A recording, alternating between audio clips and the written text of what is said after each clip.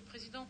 Au nom de notre groupe, je tiens d'abord à saluer le travail des services et l'implication de Franck Leroy et de Martine Isola, ainsi que des membres du comité de pilotage ayant conduit, après 2 années de concertation, à ce schéma régional d'aménagement, de développement durable et d'égalité des territoires.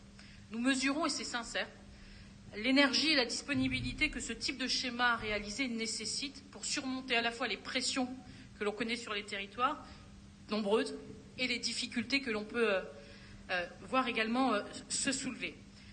Afin de respecter le temps de parole qui m'a été consenti et pour récupérer, faire grâce des 50 secondes que j'ai pris en trop tout à l'heure, je vais essayer non pas de rentrer dans le détail parce que c'est impossible de le faire sur les 30 objectifs, mais d'essayer d'être plutôt synthétique.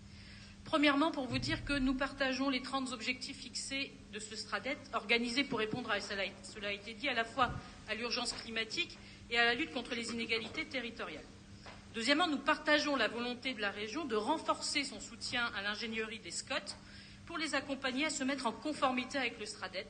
Cela est capital au regard du caractère à la fois prescriptif de ce schéma et à la complexité des règles de comptabilité et de prise en compte de la hiérarchie des normes.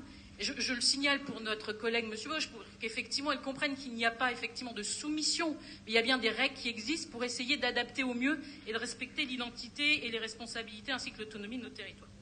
Troisièmement, nous partageons le choix politique que nous qualifions, Monsieur le Président, de courageux.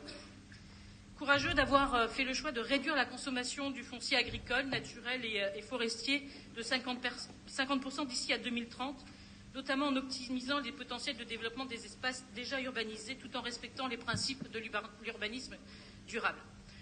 Quatrièmement, nous émettons cependant des réserves.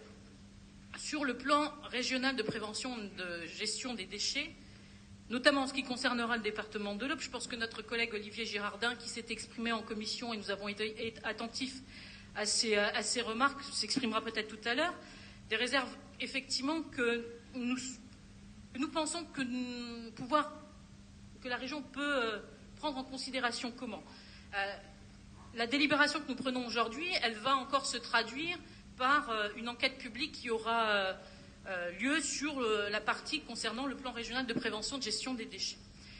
Cette enquête publique, outre l'avis du commissaire enquêteur, va faire remonter un certain nombre de doutes ou d'interrogations de ces territoires. Je pense que la région s'honorerait, avant la délibération que nous aurons à prendre à la fin de l'année 2019, tenant compte de cette enquête publique, à s'engager à prendre en compte ces revendications, ces remontées, à y répondre et à l'intégrer dans ce SRADET. C'est une proposition que nous formulons, Monsieur le Président, pour nous permettre collectivement de voter ce schéma régional. À défaut, notre groupe s'abstiendra et j'aurai l'occasion peut-être d'y revenir. Merci.